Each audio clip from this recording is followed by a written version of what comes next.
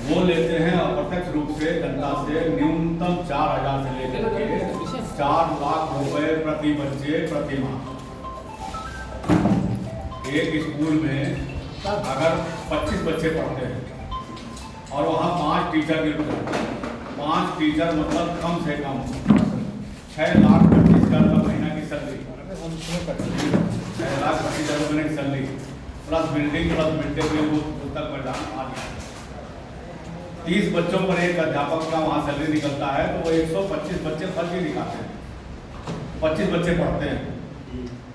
अब 25 बच्चों में 625 का भाग दे दीजिए, देखिए कितना पैसा प्रति बच्चे के हिसाब से उनका खर्चा आता है निःशुल्क के नाम। चोर किसको बताते हैं? आप जनता से पैसा लेते हैं। अब आप जनता को ये नहीं समझा पाते हैं कि आप जो टैक्स जमा कर रहे हैं उस टैक्स के पैसे का दुरुपयोग परिषदीय स्कूल में हो रहा है, बच्चा आपका यहाँ पढ़ रहा है, आप यहाँ फीस दे रहे हैं, वहाँ आपका पैसा जा रहा है, उस पैसे का भी सदुपयोग नहीं हो रहा है। एक बच्चे पर अगर 25 के हिसाब से है तो 10,000, 20,000, 22,500, 25,000, 25,000 रुपया महीना जिस बच्चे पर खर्चा हो रहा है परिषदीय स्कूल में, उस बच्चे को ककारा नहीं आता है। और 1,000 रुपये महीना आप दे रहे हैं तो आप संतुष्ट हैं। वो 24,000 रुपये महीना भी अगर इधर आ जाए तो 24 बच्चे और पढ़ लेंगे, आपका बच्चा भी पढ़ लेगा और आपको भी फीस नहीं देना पड़ेगा। तो आप लोग ये आवाज़ उठाइए कि जनता के बच्चे जहाँ पढ़ रहे हों, शिक्षा के पूरे बजट का ऑफिशियल खर्च निकाल के जो पैसा बच रहा है वो बच्चों के हिसाब से डिवाइड करके जितना पैसा प्रति बच्चे आ रहा है उतना पैसा प्रति बच्चे प्रति विद्यालय बच्चे जहाँ पढ़ रहे हैं वहाँ भेज दीजिए, एक्स्ट्रा जो लगेगा वो जनता देती है। अभी ये आरोप लगने बंद हो जाएंगे। जहाँ तक खंड शिक्षा अधिकारियों का मामला है, ये लोग इनको अधिकार समझाने वाला कोई है नहीं का अधिकार क्या है।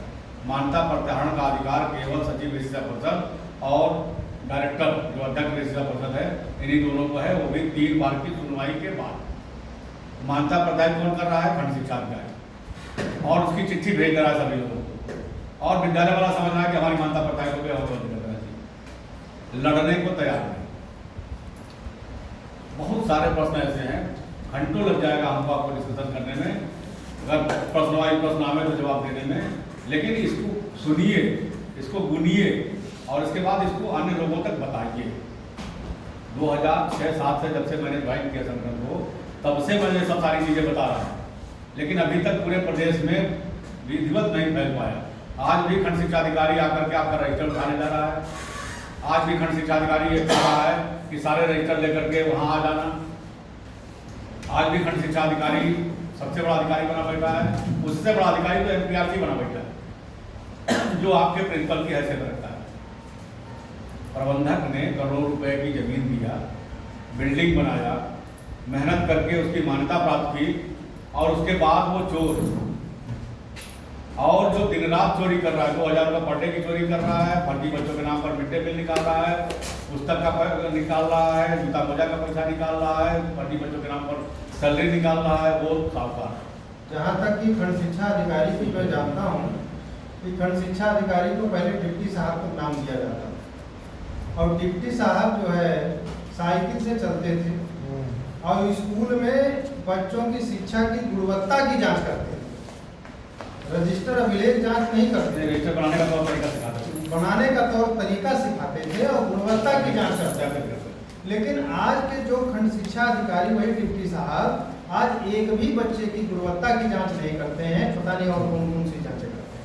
किसी भी विद्यालय में कोई भी, मैंने पूरे प्रदेश में मैं भ्रमण करता हूँ, किसी भी विद्यालय से मुझे कोई ऐसी सूचना नहीं मिली कि हमारे विद्यालय में खंड शिक्षा अधिकारी महोदय आए और फला बच्चों से शिक्षा के विषय में ये क्वेश्चन किए।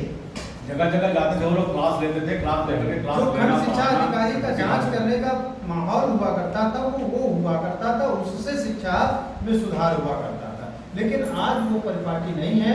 आज केवल परिपाटी ये है कि कौन सा जो है कमजोर नस है वो मैं पकड़ूं और उससे मैं कुछ ये करूं, ऐसे तो मामला है। तो ये सब चीजों पे हमको खंड शिक्षा अधिकारियों से उनके कार्यालयों में जाकर के सम्मानजनक उनसे ये कहना है कि साहब ये वाला काम आप कब करोगे कि जिस दिन बच्चों की गुणवत्ता की परख करोगे। आप अपने सरकारी विद्यालय में भी करिए और हमारे मान्यता प्राप्त विद्यालय में करिए, लेकिन ये चीज जो भाषा है, खंड शिक्षा अधिकारी भी कहते हैं ये हमारे विद्यालय हैं, अब ये आपके विद्यालय हैं, ये हमारे आप वाली जो बात है इसको खत्म करना चाहिए।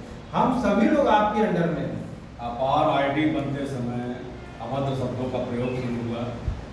जगह जगह से मुझे फोन आया, मैंने प्रधानमंत्री जी को पत्र लिखा कि मान्यता प्राप्त विभिन्न विद्यालयों के संचालकों, प्रबंधकों, प्रधानाध्यापकों के सम्मान की रक्षा करना और उनको सम्मान करना सिखाए गए अधिकारियों को। मुझे लग रहा है कि 23 तारीख को पत्र लिखा, 27 तारीख को प्रधानमंत्री जी ने ऑर्डर किया वहाँ से प्रधानमंत्री कार्यालय से, 27 की शाम को ही मुख्यमंत्री जी को आ गया, मुख्यमंत्री जी ने ऑर्डर किया उस पर। शाम को बैठक हुई, जूम मीटिंग हुई, सारे अधिकारियों को बताया गया भाई ऐसी कोई बात नहीं आनी चाहिए जिससे कि अपमानित महसूस होने जाने लगा। दूसरे दिन से FRID पर भी ढील हो गया और FRID का भी मैंने परिणाम बताया कि FRID है क्या चीज़ और क्यों इतनी तेजी में आप नौकरी देने नहीं जा रहे हैं। डेटा कलेक्शन है और डेटा कलेक्शन धीरे धीरे करके होगा।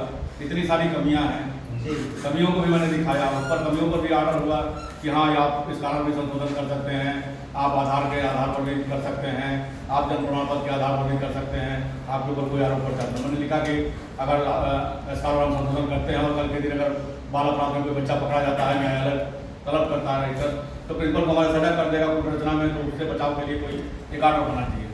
ऑर्डर किया भारत सरकार ने, राज्य सरकार ने भी उसको ऑर्डर किया, 5-6 पेज के ऑर्डर आप लोगों के पास सभी सर्कुलेट किया अधिकारियों ने कि हाँ इस पर रखे रहिएगा, पेट मिला के आप उस पर रख लीजिएगा। तो ये सारी चीज़ें संगठन ने कराया बिना आपसे पूछे, बिना आपसे कोई सहयोग लिए। आपकी समस्याएं आती गई, संगठन कराता गया। जगह जगह समस्याएं आ रही हैं, करा रहा है, लेकिन संगठन किसी एक व्यक्ति का नहीं होता। अगर आपको बहुत शौक है नेतागिरी करने का तो आइए ना प्रदेश कार्यकारिणी में, लीजिए ना किसी एक मंडल की जिम्मेदारी, लीजिए ना किसी एक जिले की जिम्मेदारी। आप उन्नाव को बचा के दिखाइए, आप कानपुर देहात को बचा के दिखाइए जहाँ सारे रजिस्टर का FBI को जमा करा लिए, सारे स्कूलों के रजिस्टर बुला के FBI जमा करा लिए जाँच करने के लिए। मैंने पूछा क्या जाँच करेंगे?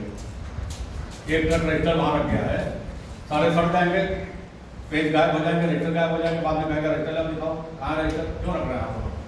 उसकी रिसीविंग भी दिया जाएगा क्या जो रजिस्टर जमा करा लेगा? सबके कौन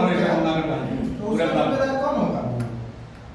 तो ये पहली लाठी निकलती है, दूसरी लाठी निकलती है, जब हम लोग जैसे पहली लाठी निकलती है आरटी वाली, तो इनकी एडमिशन डेट करा देते हैं, बड़ी निकल गई अप्रैल कर दिया। आप जो भी एडमिशन करेंगे मार्च 1 अप्रैल से करेंगे। जी अप्रैल से पहली लाठी पहली हो या दूसरी हो? पहली अप्रैल कोई भी हो, पहली अप्रैल को सारे बच्चों का एडमिशन कर लेंगे, 12 महीने की डिमांड भेजेंगे। ये क्यों हुआ?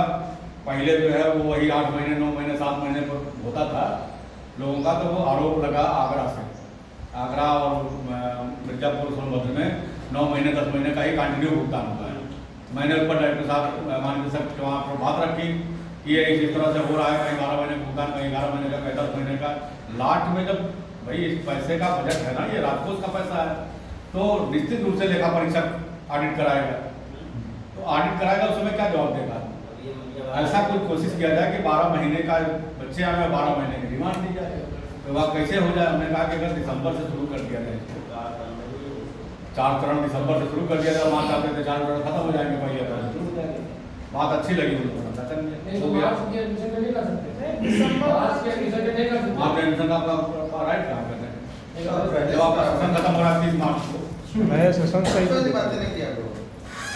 नहीं है कुछ लोगों ने बताया कि जनवरी में लीजिए, जनवरी में करेंगे तो मार्च में परीक्षा कराएंगे, कैसे करेंगे?